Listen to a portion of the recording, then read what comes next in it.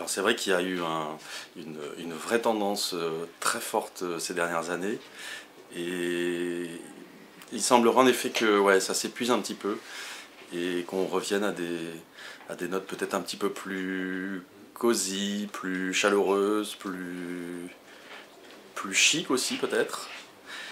Et, et que le scandinave a porté, mais avec un manque de chaleur peut-être aussi au niveau des matières ou des couleurs.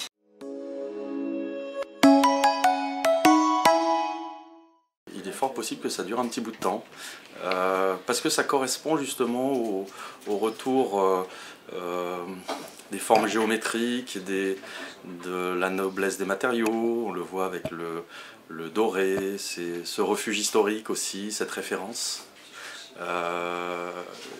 qui à mon sens prend une vraie place avec l'amorce de la fin du scandinave justement, elle prend cette place. Moi je constate, on constate chez Mon Design justement une vraie demande sur ces produits.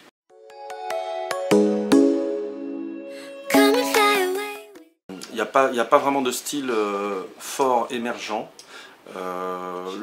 L'aspect vintage, on continue à surfer dessus, c'est mélangé avec d'autres aspects qui sont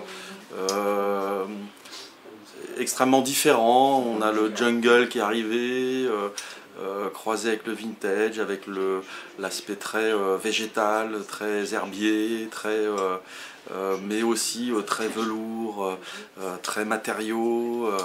Et donc il y a plein de paradoxes comme ça qui font que une espèce de mouvance peut-être un peu intermédiaire, c'est possible. Ouais.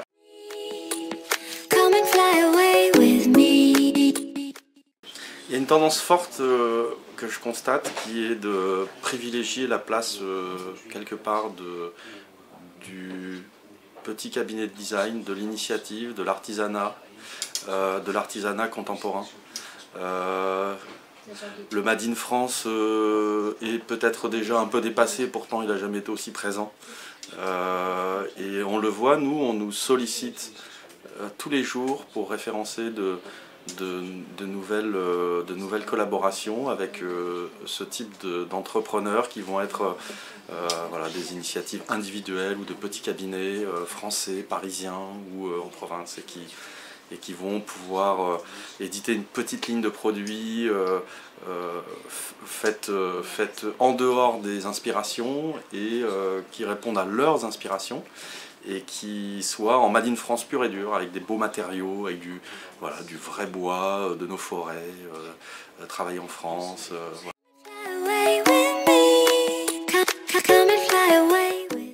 Alors moi ce que je remarque, il y a une émergence de la transparence colorée, du bois noble, et puis des tissus extrêmement chaleureux sur les jaunes, jaune safran, du vert, des verts profonds, velours, et puis le doré, peut-être un aspect un peu feu de paille pour le coup, il remplace le cuivre de l'an dernier, et peut-être que voilà, l'an prochain on reviendra sur d'autres tonnes. Mais voilà, moi je remarque vraiment ça. On n'a pas de couleur vraiment franche, il y a un petit peu un peu de prune, un peu de vert, un peu de bleu turquoise, un peu de jaune safran, des couleurs un petit peu moins franches, moins noir et blanc, moins rouge, moins orange, voilà.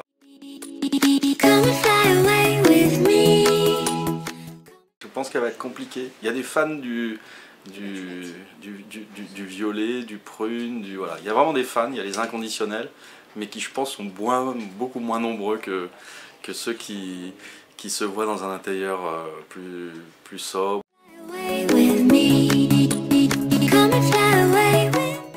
J'aime les choses qui surprennent, j'aime les belles pièces.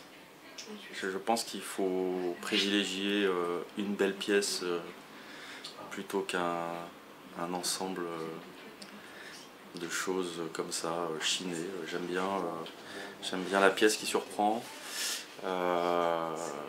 le joli luminaire. J'aime les choses un peu intemporelles. Et c'est la force des grands designers justement.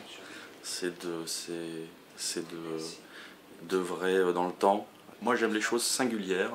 Je considère que la décoration est le reflet de notre âme ou de nos aspérités.